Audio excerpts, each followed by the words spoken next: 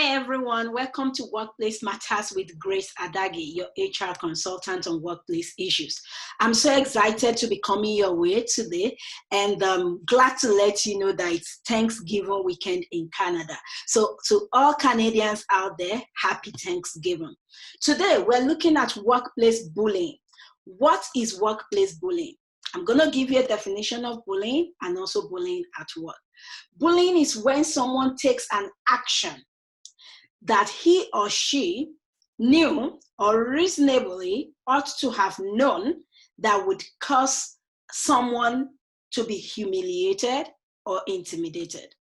And bullying at work is the repeated health or career endangering mistreatment of one employee by one or more employees. The mistreatment is a form of psychological violence and is often a mix of verbal and strategic insults, preventing the target from performing work well.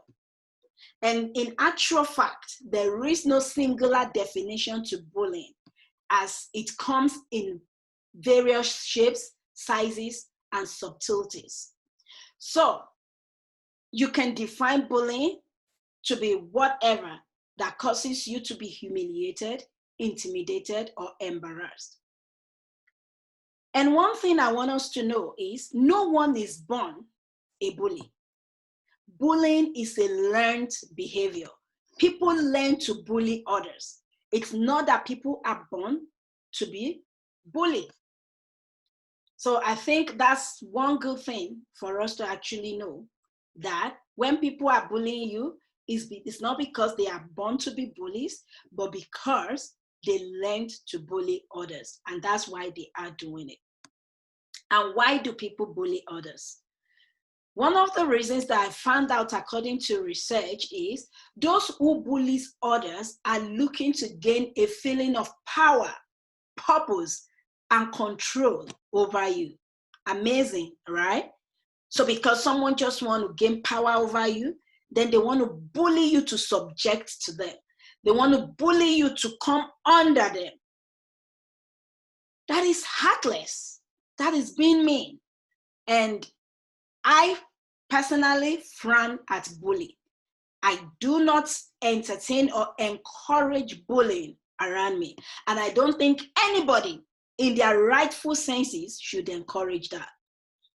And another reason why people bully others is some people use bullying as a defense mechanism.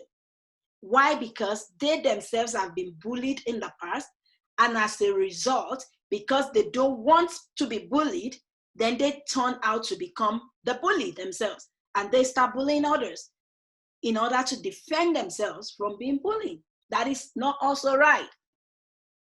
And the third thing I want to look under why people bully others is some people focus on something unique about you and they prey on it with the aim of making you feel insecure to being hurt emotionally or physically. Just because you're very good at something that they are not good at, they forget that we are meant to complement one another. And then they try to bring you under and they bully you to submit or to being quiet and to feel less of yourself. They dehumanize you by making you to become intimidated, humiliated, and also they demean your work and make you to feel less of yourself. So those are one of the reasons why people bully others. What are the effects of workplace bullying? The first thing I would like to speak about is being the target of a workplace bully can affect your physical and mental health. You have bullies in the workplace. They make people to be affected mentally and physically. Also, another effect of workplace bullying is social bonds. So you lose your social bonds due to loss of self-esteem. It also affects your employment of work. You're not able to perform well, and you're not able to use your gift and talent maximally in the workplace as a result of being bullied. So employers, Don't think that it's just the person that is being bullied that is at the receiving end. As an employer, it's also affecting productivity. And this is the more reason why employers need to take measures against bullying seriously. Not just because of the productivity, because of the emotions of people that are being damaged, because of the mental capacity of people that are being belittled and reduced to nothing, and because of the psychological effect that it has on people. Employers need to take measures against bullying seriously. Another effect of workplace bullying is stress-related problems, including anxiety, panic attacks, and clinical depression. And one thing is, we as people experiencing bullying, we internalize it and become self-critical. And in a bid to understand why we are being targeted, we start to blame ourselves. We try to change or mask ourselves to avoid being bullied. And as a result, some of us, we go to the extreme of trying to change our makeup. We try to change who we are just because we do not want to be bullied. And this is not right. I shouldn't change who I am because of you. I shouldn't change the color of my skin because of you. I shouldn't change how I talk or relate because of you. I should rather want to be a better person because I love you and I want our relationship to be better, not because you're bullying me. You don't bully people to change for good. You actually bully people to become negative, to become bad, to become worse. So bullies out there, stop bullying people. It's not a good thing. Especially in the workplace, employers, you need to stand up and stop bullying in the workplace. Research has it that 37% of workers have been bullied, and 57% of these targets are women. And research also has it that 72% of people that are bullied are in position of authority. So bullies are managers, bullies are CEOs, bullies are executives and directors, bullies are supervisors. Majority of bullies are in the position of authority. Food for thought. Peer bullies are less frequent at 18%.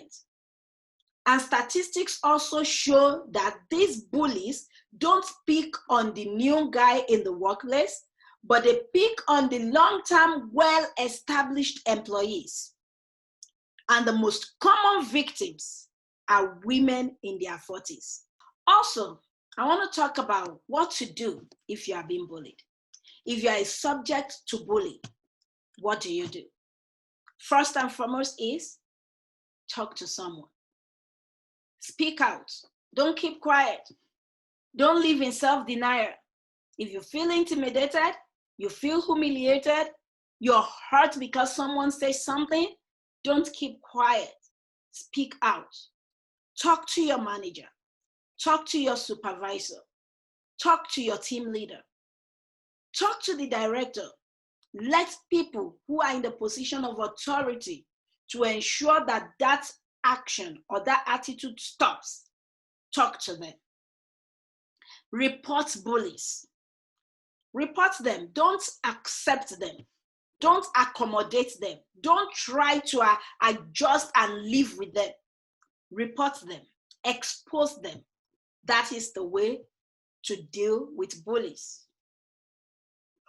And how can employers handle bullying and harassment? As an employer, you need to put bullying and harassment policies in place. And you need to educate people on the procedures of those policies. And one thing I would like to stress is, as employers, you need to implement procedures for responding to reports or incidents of bullying and harassment. And you need to respond quick and fast. Ensure a reasonable response to the report or incident and fully address the incident. Also, ensure that you're addressing the incident will prevent or minimize such incidents in the future. And what are the procedures that employers need to put in place? The following are the procedures to consider when you are writing your bullying and harassment policies and procedure. How and when investigations will be conducted, what will be included in the investigation, the roles and responsibilities of you as an employer, supervisors, managers, workers, and other employees. Also, make sure you put in place the follow-up to the investigation, record-keeping requirements, ensure the procedures are followed, implement it, and also make sure that workers have an understanding that they are expected to cooperate with investigators and provide any details of acts of bullying or harassment that they have experienced or witnessed in the workplace. So, my dear viewers, bullying is real. And the only way we can stop bullying is by saying no to bullies. And what do I mean? We say no to people that are bullying others, and we ourselves will refrain from becoming a bully. Because I've come to realize that people who are hurt others, and people who are bullied end up becoming bullies. So, in order not to repeat the cycle and not to become a bully, report whoever is bullying you or whatever bullying incident that you have witnessed in the workplace. And if you realize that you have suddenly become a bully, maybe by reason of circumstances or incidents that have happened to you in the past, seek help. Talk to someone about it. Seek mental help, seek psychological help. And I believe that as we do this, we will make the workplace an effective place to work for everyone. I believe with this point today, I've been able to give you some nuggets on how to handle bullies and how to stop yourself from being bullied. Till I come your way again next week, I want you to know that your comments, your suggestions, and your questions are very important to us on this show. So on the comment button below, put in your comment, put in your questions. And if you are an employer struggling with harassment and bullying policy, contact us on the information below the screen for your harassment and bullying policy. And we can also help you with your employee handbook and any HR related issues. So go to our website, which is also showing on the screen, and request an appointment or a consultation with us. So as we celebrate this Thanksgiving weekend, I hope you have a beautiful time and moment with your family. Do have a beautiful weekend. Thank you.